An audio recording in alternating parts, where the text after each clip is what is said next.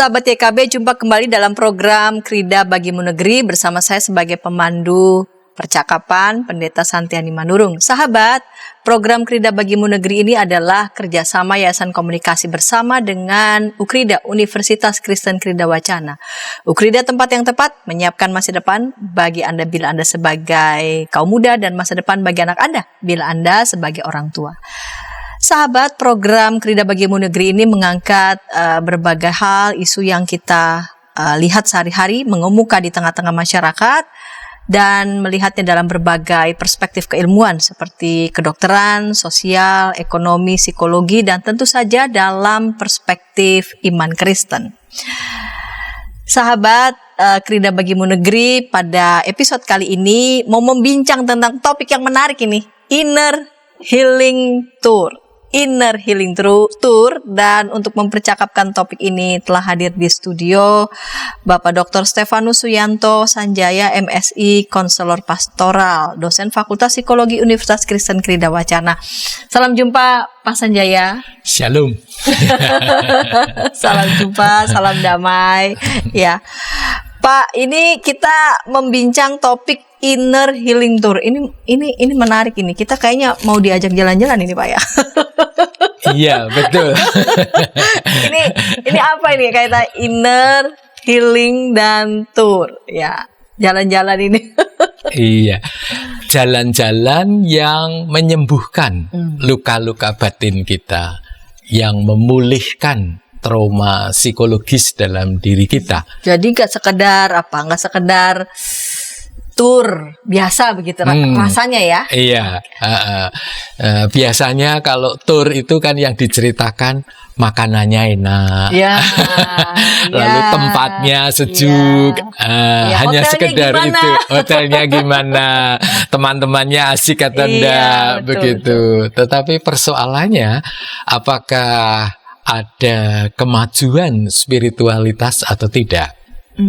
Ada keterampilan kecerdasan emosional yang meningkat atau tidak? Lalu ada penemuan makna yang baru atau tidak?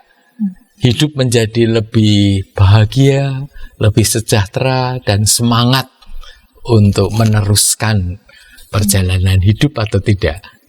Nah, yang saya lihat kadang-kadang pulang dari tur hanya kelelahan ya, kelelahan fisik begitu, lalu juga ya kesan-kesan. Atau besoknya lagi harus menghadapi yang rutin begitu. Nah, saat ini kita tawarkan Inner Healing Tour ya bagi pengelola agen wisata atau mungkin gereja atau sekolahan atau mungkin organisasi masyarakat untuk bisa melakukan Inner Healing Tour mungkin bagi karyawannya, bagi siswanya, atau mungkin bagi para pendeta, bagi anggota jemaat, supaya mereka pulih dari trauma psikologis, mereka pulih dari kepahitan-kepahitan hidup, lalu betul-betul bisa menjalani kehidupan dengan lebih baik, dan terutama mereka mengutamakan jiwa yang kekal, ya, gampangannya itu pewaris kerajaan surga, begitu. Nah, itu bisa ditempuh melalui Inner Healing Tour ini. Ini cara yang baru-baru ini ditemukan sebagai salah satu alternatif cara untuk menolong pemulihan atau seperti apa, Pak? Cara ini sebetulnya sudah lama ada. Ya, sudah lama ada, dan istilahnya banyak orang yang sudah mampu melakukannya. Cuma kadang-kadang zaman berubah ya, generasi berubah, maka orang-orang seringkali ingin cari yang baru, tapi melupakan eksistensi yang sebenarnya dari tour itu.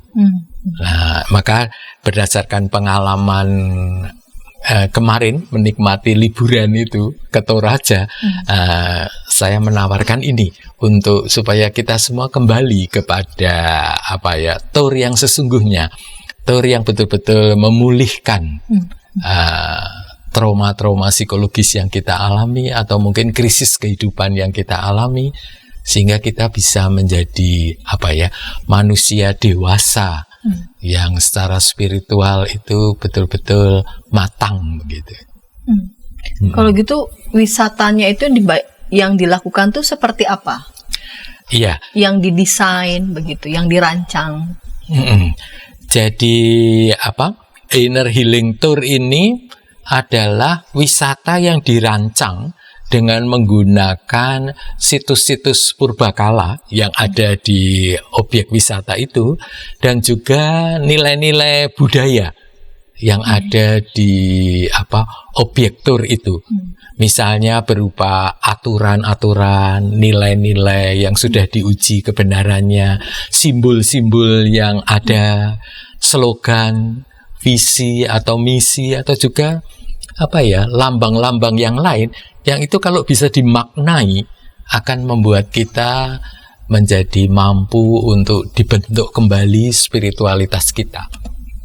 Jadi tour yang dirancang dengan menggunakan situs-situs purbakala, lalu juga ada nilai-nilai budaya yang sudah teruji kebenarannya berupa simbol-simbol, slogan-slogan yang ada di kota itu, lalu visi yang ada di kota itu, lalu juga menggunakan arah perjalanan. Jadi utara itu maknanya apa, selatan maknanya apa, barat maknanya apa, timur maknanya apa. Nah, itu semua berguna untuk spiritual formation.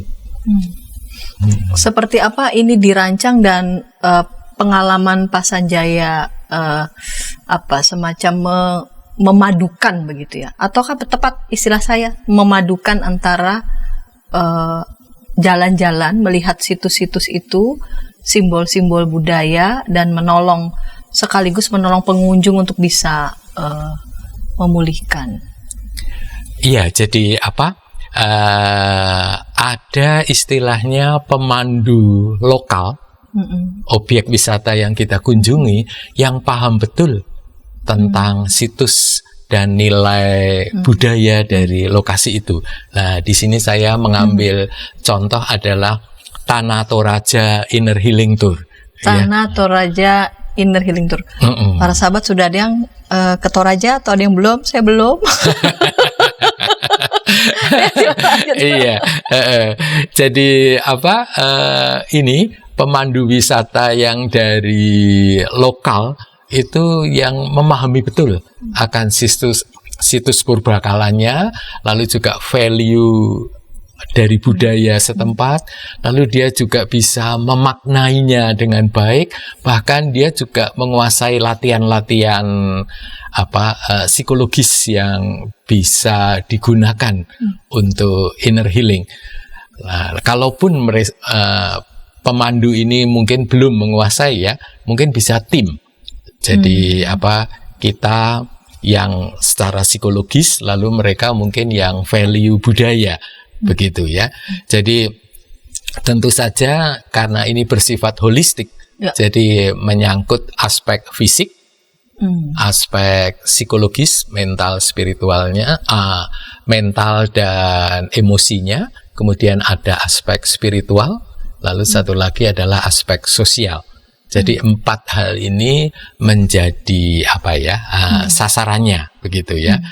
Dan kalau yang fisik itu tentu saja yang gampangannya memuaskan panca indera kita. Memuaskan panca, lihat yang indah-indah. Nah, misalnya melihat pemandangan indah, pegunungan, sawah, awan, misalnya Lolai, negeri di atas awan Toraja itu awannya putih, bagus sekali begitu ya. Lalu rumah khas Toraja, kain yang mereka miliki, kemudian aksesori khas dari Toraja itu.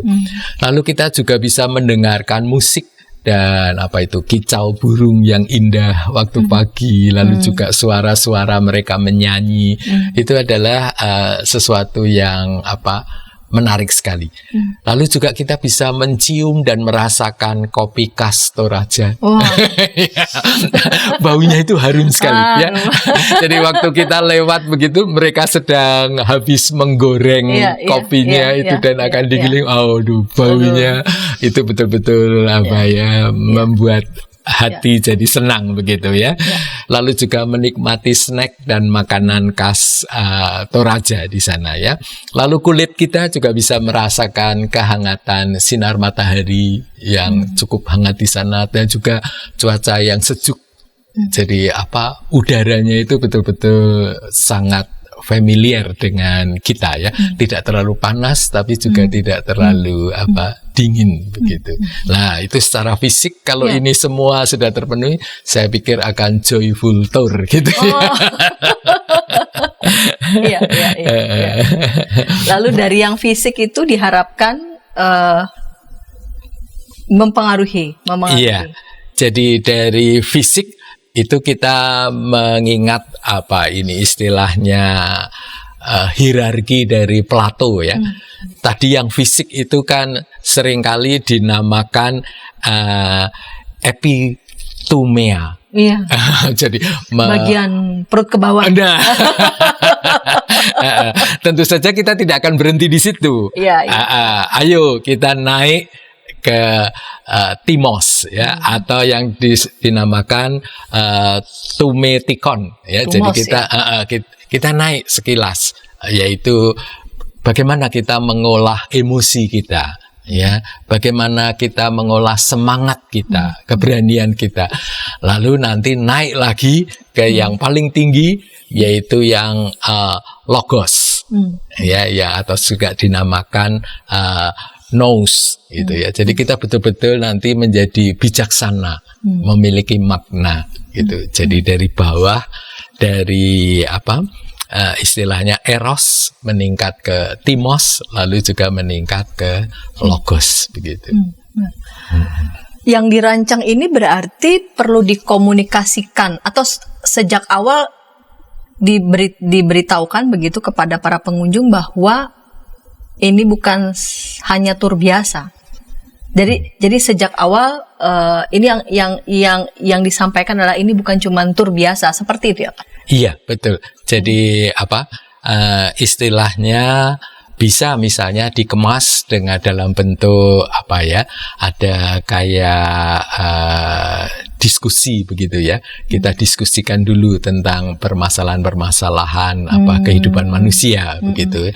Lalu kemudian wisata spiritual formation yang pertama itu mungkin kita mau kemana.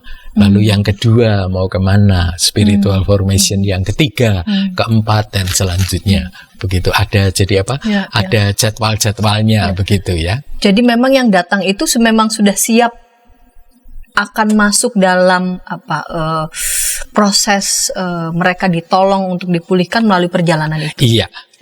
Jadi kebetulan yang kami ikuti ini adalah yang berkaitan dengan seminar mengenai meningkatnya kasus bunuh diri di daerah Toraja itu. Lalu juga depresi yang mereka alami, kemudian bagaimana cara mengatasinya. Nah, salah satunya dengan inner healing tour ini.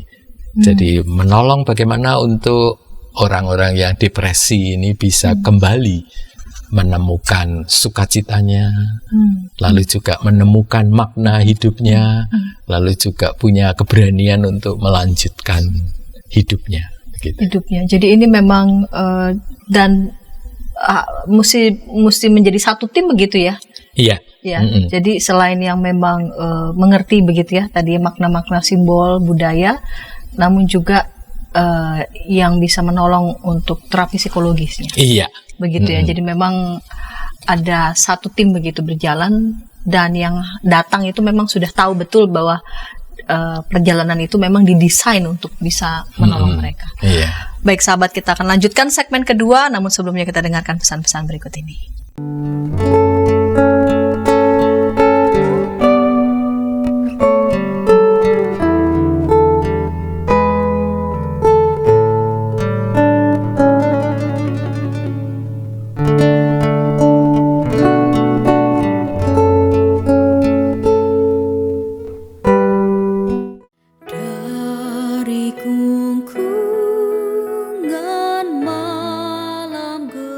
Nyanyikanlah nyanyian baru. Setiap hari Rabu, pukul 12 waktu Indonesia Barat. dapat Anda nikmati di channel Lagu Rohani YKB GKI TV.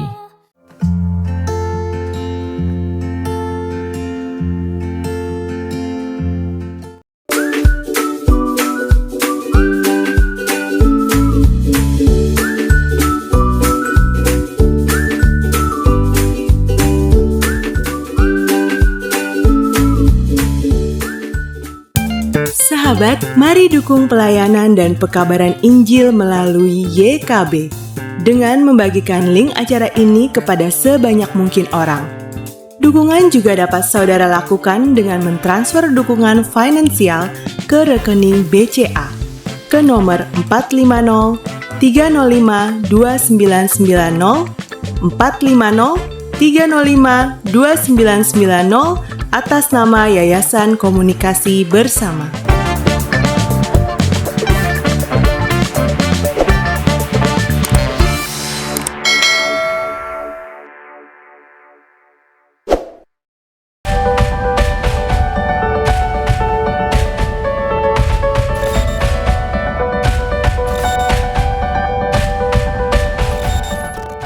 Sahabat, senang masih bersama dengan kami dalam program Krida Bagimu Negeri. Sahabat, pada episode kali ini kita hendak membincang Inner Healing Tour. Menarik kan? Inner Healing Tour. Yang suka jalan-jalan, tapi ini bukan sekadar jalan-jalan biasa ya. Di segmen pertama dengan narasumber di episode kali ini Bapak Dr. Stefanus Suyanto Sanjaya, MSI Konselor Pastoral, sudah menjelaskan apa itu yang dimaksud dengan Inner Healing Tour. Bukan sekadar jalan-jalan, namun lewat program ataupun lewat jalan pada sebuah destinasi wisata yang memang ada situs-situs budaya begitu yang bisa menolong para pengunjung untuk bisa memulihkan. Dan kita mau lanjutkan segmen kedua. Mari sahabat, saya mengajak sahabat semua boleh berinteraksi di kolom komentar yang sudah tersedia. Saya percaya Bapak Sanjaya dengan senang dapat menjawab pertanyaan ataupun tanggapan dari para sahabat. Pak Sanjaya, kita lanjut di segmen yang kedua ini ya. Iya. Ketika Pak Sanjaya ikut ya dalam tur ke Toraja waktu itu ya, ke Tanah Toraja, di mana Pak Sanjaya sebagai bagian dari tim berarti ya. Iya. Iya. Itu pertama itu mereka datang ke tempat apa dan apa yang disajikan kepada mereka. Iya, jadi para peserta itu berkumpul di Wisma Samadhi Siporanu. Itu di kota Makale. Ya, jadi mereka sudah datang di situ, lalu istirahat, menginap 1 malam, lalu paginya itu ada seminar, ya, seminar mengenai bunuh diri yang terjadi di kota Toraja itu. Sebentar Pak Sanjaya, sebelumnya ini para pengunjungnya orang Toraja sendiri atau juga ada beberapa dari tempat yang lain? Jadi ada orang Toraja, tapi juga ada tamu-tamu dari seluruh Indonesia. Ada yang dari Sumatera, ada yang dari Jawa, ada yang dari Kalimantan, ada yang dari Nusa Tenggara Timur, ada juga yang dari Maluku, ada juga yang dari Papua. Mereka berkumpul di situ. Dan mereka memang istilahnya para konselor yang ingin mempelajari bagaimana istilahnya memulihkan trauma-trauma psikologis melalui Inner Healing Tour ini. Lalu di situ sudah dipersiapkan esok harinya. Jadi esok harinya itu habis makan siang kita siap-siap. Dari Wisma Samadhi Siporanu itu akan mengarah ke kota Makale. Nah, disinilah kehebatan dari tour guide lokal di kota Toraja itu. Dia sudah bisa mendesain dan menemukan makna-maknanya. Ya, tapi di Wisma ini dulu semua berkumpul ya. Lalu kemudian mereka mendengar tentang penyebab. Jadi ada narasumber yang diundang, yaitu orang yang ahli kesehatan masyarakat untuk memaparkan prevalensi berapa orang yang bunuh diri, lalu penyebabnya apa begitu. Lalu juga ada pembicara dari Singapura yang menjelaskan integrasi antara pendeta yang bertugas sebagai konselor sekaligus dia sebagai pendeta jemaat. Bagaimana mengintegrasikannya, menggunakan teknik apa begitu. Lalu juga ada pembicara lokal, pendeta lokal yang paham mengenai nilai budaya, adat istiadat dan yang lainnya. Lalu ini ada satu pembicara yang bertugas sebagai tour guide-nya. Dan dia menguasai spiritualitas dan situs-situs purbakala maupun nilai-nilai budaya Toraja, karena beliaunya memang asli penduduk Toraja. Begitu. Ya. Dari Wisma Samadhi Siporanu lalu menuju ke Makale. Ya.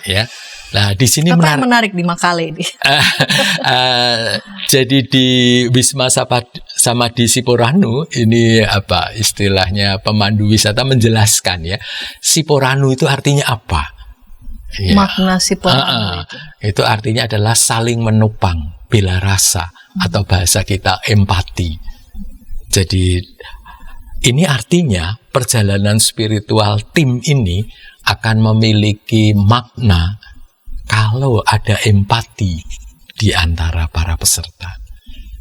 Jadi kita bisa ikut mengerti pikiran dan perasaan orang lain, sehati dengan mereka, bahwa kita akan istilahnya berziarah bersama, saling mendukung bersama begitu.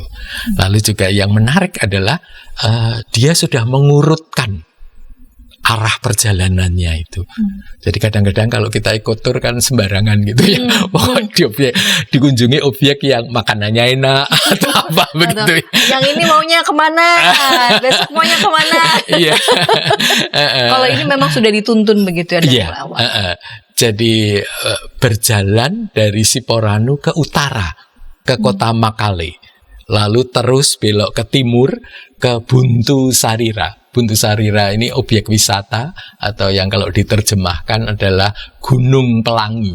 Dan di situ ada maknanya sendiri begitu ya. Lalu melaju terus ke barat. Ke barat itu ke Lolai, negeri di atas awan, yang awannya bagus itu ya. Kemudian ke selatan ke Ketekesu, Rantepao di sana. Lalu kembali ke utara.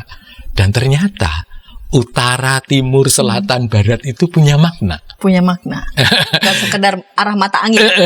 Iya. Jadi ke utara itu adalah titik ilahi. Jadi kita perlu melakukan ziarah ini dengan istilahnya mengarah dulu kepada Sang Pencipta yang ilahi itu. Lalu timur itu adalah arah kehidupan. Timur itu arah kehidupan. Arah kehidupan ya. Lalu selatan itu arah kepulangan. Arah kepulangan. Bahwa suatu saat kita itu akan pulang ke rumah Bapa yang di surga ya. Dan arah barat itu kematian. Arah barat kematian. Jadi ini dia ingin mengatakan kita mulai arah kehidupan yang ilahi, lalu kita akan juga pulang ke surga yang mulia, ketemu dengan Bapa di surga. Wah, jadi sudah ada makna. Itu diberi bobot ya. Itu diberi bobot itu. Bobot yang mendalam begitu ya. Maknanya. Lalu kemudian kan kita ke utara itu ke bundaran kolam kota Makale ya. Jadi ada suatu kayak kolam besar begitu, di tengahnya ada patung Puang Lakipada. Jadi ini ada simbol pemuda yang mencari kehidupan abadi dengan obor di tangannya. Jadi itu semangat untuk kita selalu mencari hal-hal yang abadi, yang kekal begitu. Lalu di situ di utara ada gedung pemerintahan, di timur ada gedung gereja, di selatan ada gedung pendidikan, di barat ada gedung ekonomi dengan latar belakang gunung batunya.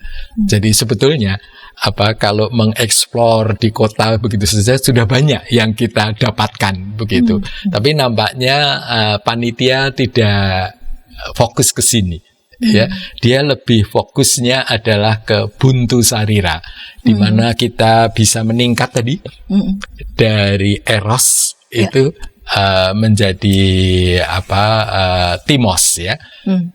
Jadi tidak sekedar pada hal-hal yang fisik, kenikmatan panca indera, makan minum gitu, tapi bagaimana kita mengolah emosional kita sehingga menjadi cerdas emosi atau memiliki emotional quotient yang tinggi begitu. Nah, itu ditemukan di Buntu Sarira. Apa yang menarik di tempat itu? Ya, berkaitan dengan pengelolaan emosi. Iya, di Buntu Sarira itu sejarahnya 1684 itu ada Panglima Perang Toraja yang berhasil mengadakan rapat, lalu berhasil menyatukan 122 perwakilan kampung untuk mereka itu bersatu menghadapi serangan dari penjajah begitu. Apakah yang 120 itu mungkin berbeda visi mungkin? Iya, beda suku, beda agama, beda bahasa dan yang lainnya. Lalu disitulah muncul Bhinneka Tunggal Ika. Meskipun kita berbeda-beda, tapi kita satu. Dan mereka punya slogan, bersatu kita teguh, bercerai kita runtuh. Begitu.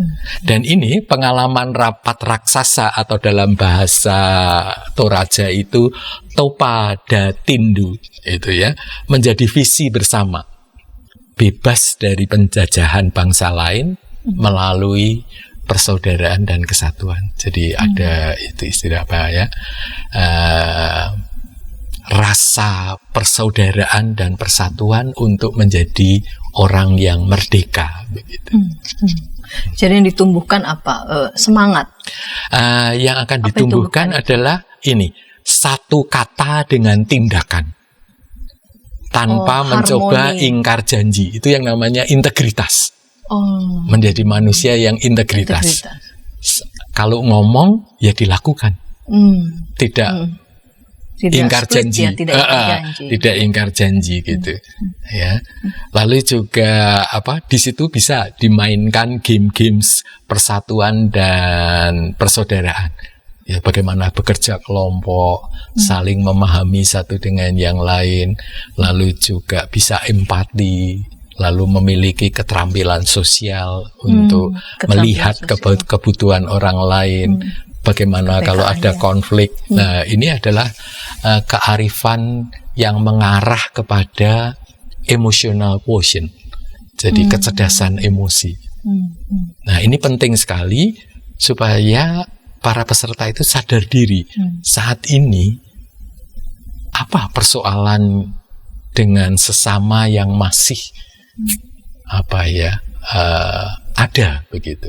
Bahkan mungkin konflik dengan teman sekerja, konflik dengan atasan, mungkin tidak harmonis dengan pasangan, saling melukai dengan pasangan. Nah, ini adalah inventarisasi emosi-emosi negatif yang masih ada. Jadi setelah bermain mereka diajak untuk ini, apa refleksi? Refleksi begitu. Refleksi. Untuk menemukan atau memiliki kesadaran diri, ini loh kepahitan hidup saya itu ini. Jadi mereka diajak untuk berbicara. Ada istilahnya sehabis melakukan games, lalu ada kayak sharing untuk apa yang dia rasakan, lalu kemudian apa saja yang dia pelajari di situ, kemudian kesimpulannya apa. Nah, ini memang hasilnya itu adalah tentang tadi relasinya dengan sesama yang mungkin penuh konflik, lalu juga ada kepahitan, ada masalah yang dipendam, ada mungkin kebencian yang unfinished, yang belum selesai. Dan itu diungkapkan begitu di situ ya? Diungkapkan di situ. Nah, kemudian dilanjutkan dengan ke Lolai, negeri di atas awan. Itulah inti inner healing terapinya di situ. Ya, para peserta setelah beristirahat, lalu mandi, makan begitu, dikumpulkan dalam suatu gazebo yang cukup luas begitu ya. Lalu mereka bisa latihan relaksasi Jadi bisa mengatur nafas, terutama pernafasan diafragma begitu. Kemudian juga dia diajarkan konsentrasi untuk dia bisa istilahnya fokus untuk ada di sini dan memikirkan mengenai pemulihan luka-luka batinnya itu.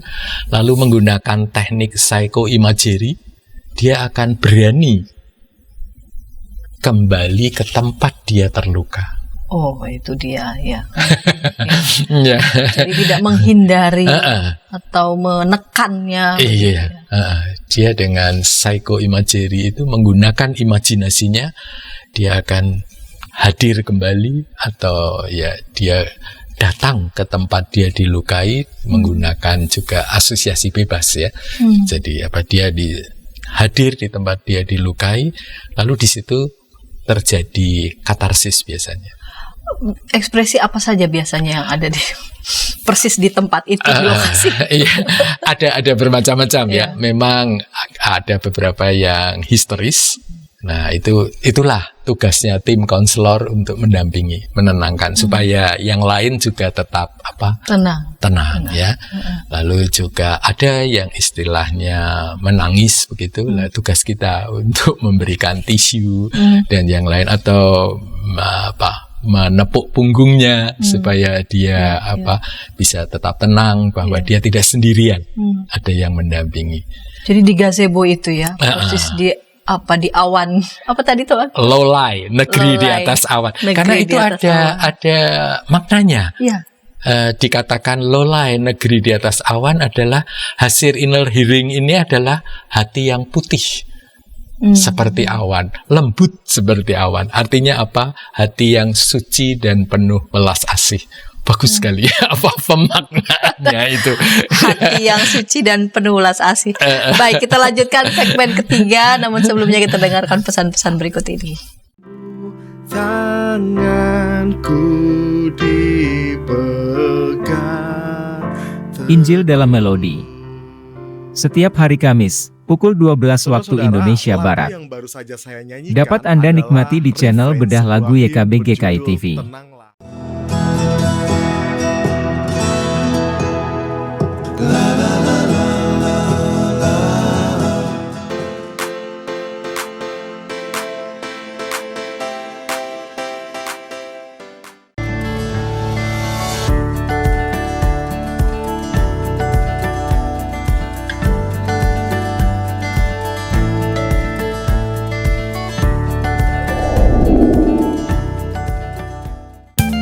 Sahabat, mari dukung pelayanan dan pekabaran Injil melalui YKB dengan membagikan link acara ini kepada sebanyak mungkin orang.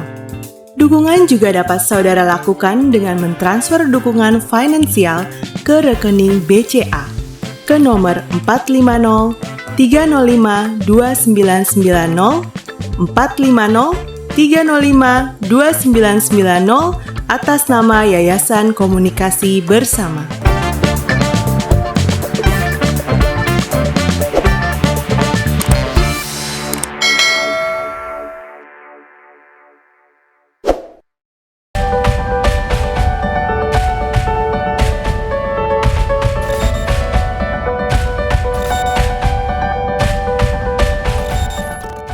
Sahabat, senang masih bersama dengan kami dalam program Krida Bagimu Negeri. Program ini kerjasama Yayasan Komunikasi Bersama dengan Universitas Kristen Krida Wacana.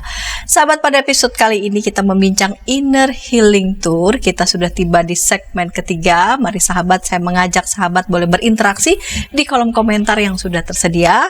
Narasumber pada episode kali ini Dr. Stefanus Suyanto Sanjaya MSI, konselor pastoral, akan dengan senang hati merespons pertanyaan ataupun tanggapan dari sahabat. Baik, Pak Sanjaya, kita lanjutkan ya di segmen yang ketiga ini. Menarik ini ketika di negeri awan, di awan Lolai. Ya. Lalu apalagi yang dilakukan di sana dalam proses inner healing itu? Iya, jadi di Lolai, negeri di atas awan ini, itu adalah inti dari Inner Healing Tour ya. Ada latihan relaksasi dan konsentrasi, psychoimagery dan asosiasi bebas. Kemudian di situ juga ada forgiveness counseling. Kemudian maknanya itu adalah hasil dari inner healing ini, kita memiliki hati yang suci dan welas asih seperti awan putih yang ada di Lolai itu ya. Lalu kemudian ada refleksi dan sharing. Jadi para peserta kemudian men-sharingkan pengalamannya untuk saling mendengar begitu. Dan kalau ada orang yang hadir di situ dan dia pernah sakit hati, itu langsung bisa ada rekonsiliasi di sana. Oh, kalau pas bertepatan orangnya ada di situ. Orangnya begitu ada di situ, begitu. Lalu bisa difasilitasi oleh konselor yang ada, begitu. Atau kalau itu mungkin ada di rumah atau dia di tempat lain, dia bisa mungkin menulis surat atau juga menulis WhatsApp atau mengirim ke orang-orang yang bersangkutan, begitu. Apakah juga dalam proses itu didampingi kah dengan konselor? Iya. Ketika mengirim WhatsApp, ketika ada pendampingnya, ya, pendampingnya itu. Nah, kemudian setelah istilahnya ya memiliki hati yang putih bersih seperti awan begitu dan welas asih, lalu perjalanan dilanjutkan ke Ketekesu, yaitu kematian fisik. Jadi Ketekesu ini adalah situs purbakala berupa kuburan batu berusia 500 tahun lebih begitu. 500 tahun lebih. Bentuknya itu menyerupai sampan atau perahu begitu ya. Lalu itu tersimpan sisa-sisa tengkorak dan tulang manusia yang diletakkan menggantung di tebing gua begitu ya. Lalu juga ada kuburan megah dari para bangsawan. Nah, ini adalah maknanya suatu saat kita itu pasti akan meninggal. Kita akan meninggal, mati begitu ya. Nah, kematian fisik itu istilahnya perlu kita persiapkan dengan memiliki jiwa yang kekal abadi di dalam Tuhan. Begitu. Dan istilah manusia di dalam bekerja, berusaha, berelasi dengan orang lain untuk selalu mengingat keselamatan jiwanya. Jadi semasa seraya kita masih hidup, kita mempersiapkan betulnya akan hari kematian. Iya.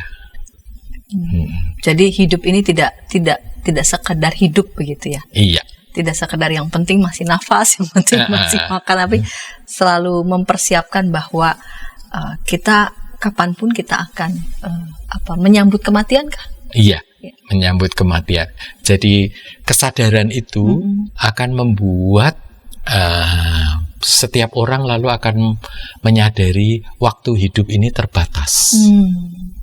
Dengan adanya batasan ini, maka isilah kehidupan ini dengan bersyukur dan berbagi. Bersyukur dan berbagi. Bersyukur dan berbagi. Nah, itu kelihatan sekali di adat Toraja, yaitu dengan upacara Rambu Tuka.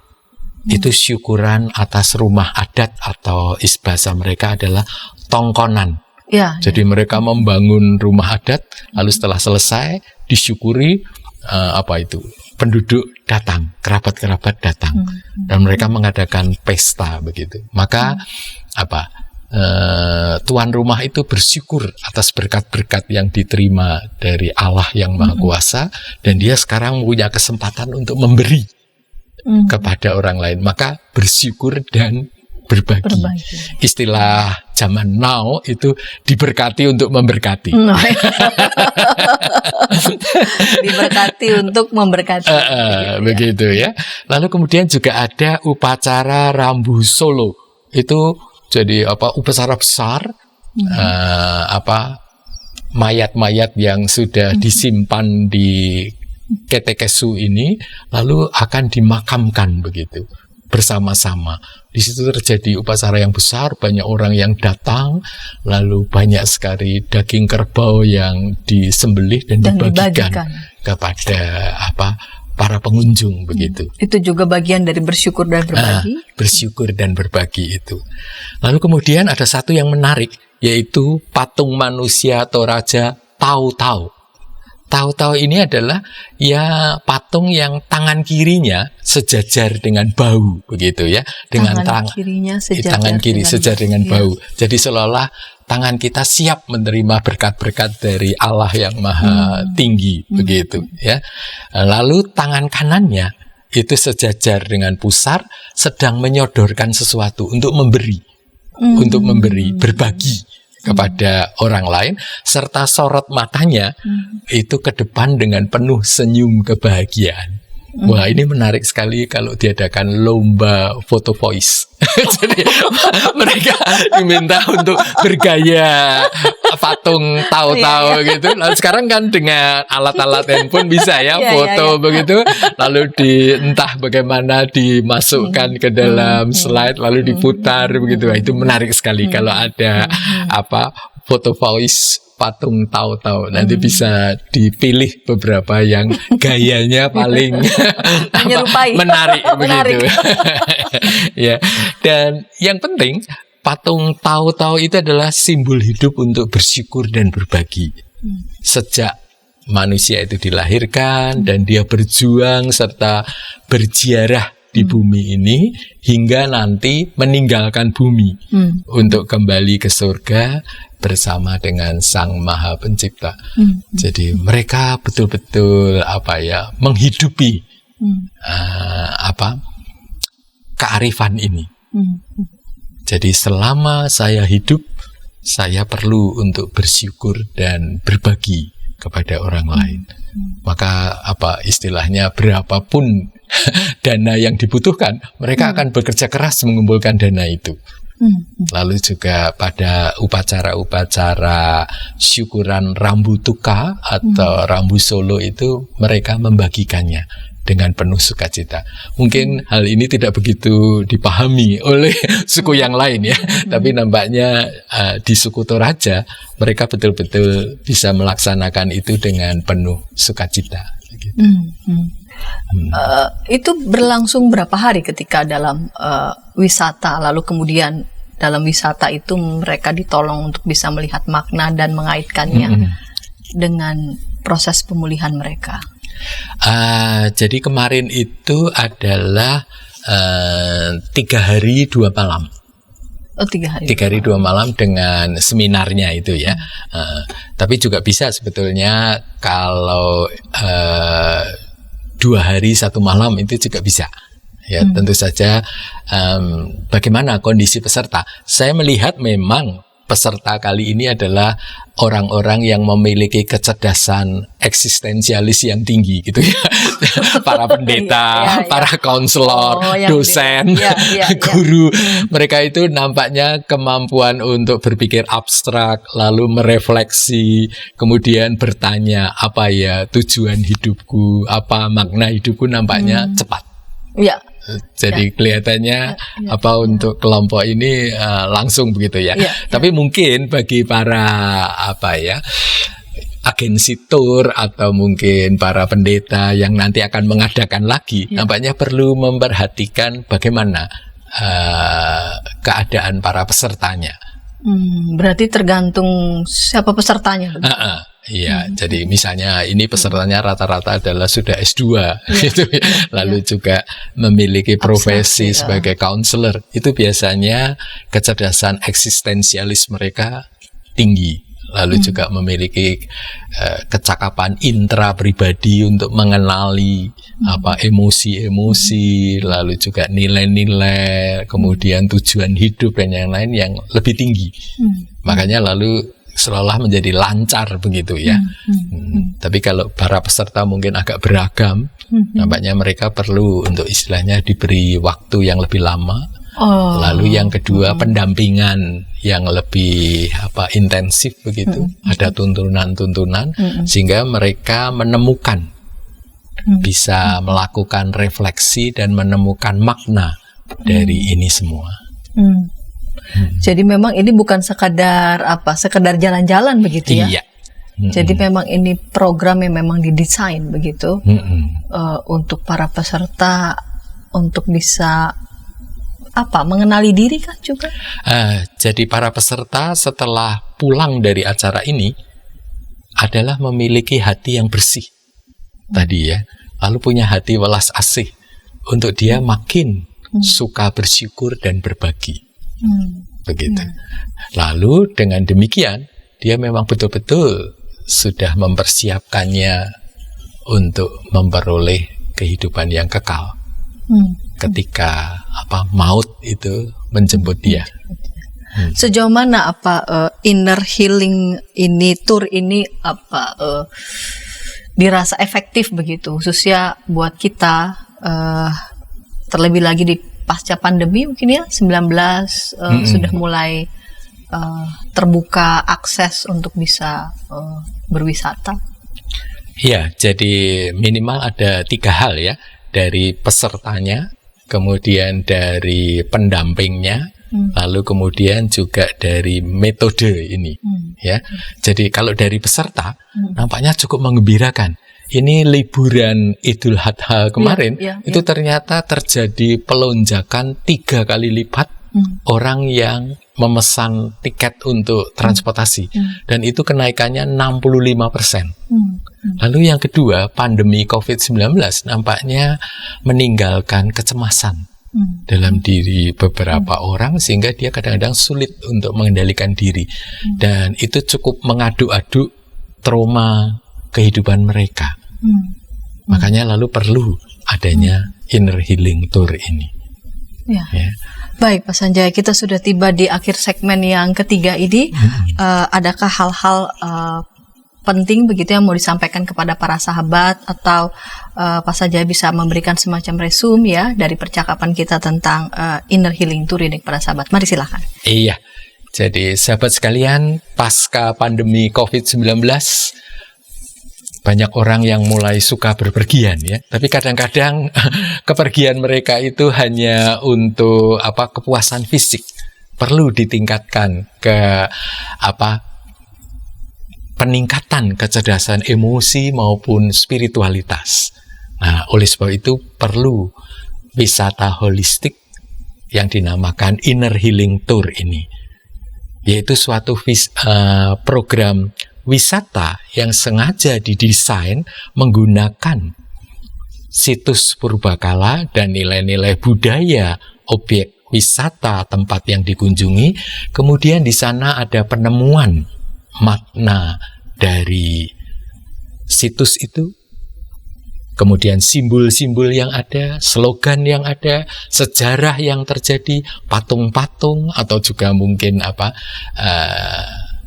objek-objek wisata yang ada di sana.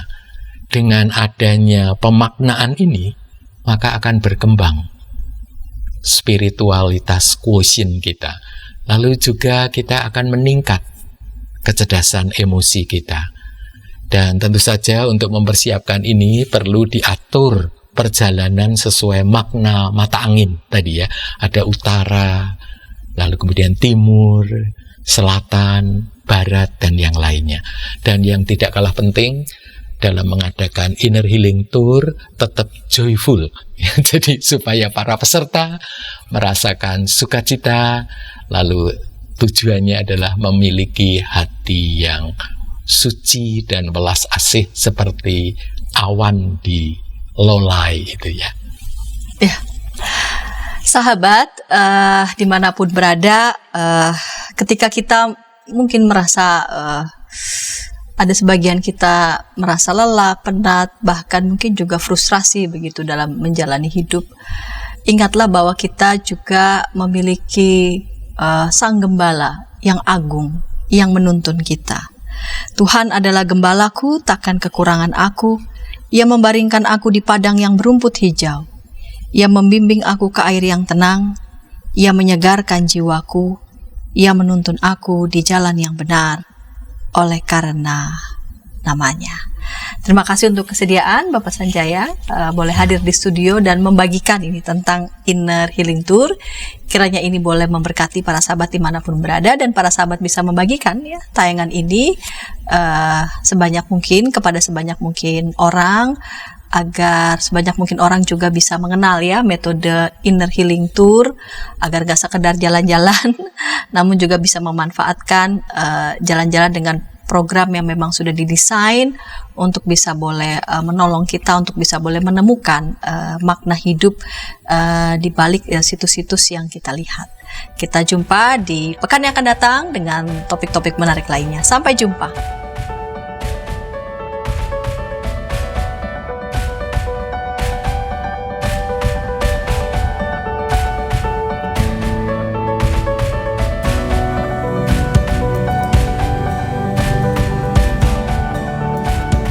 Sahabat, mari dukung pelayanan dan pekabaran Injil melalui YKB dengan membagikan link acara ini kepada sebanyak mungkin orang.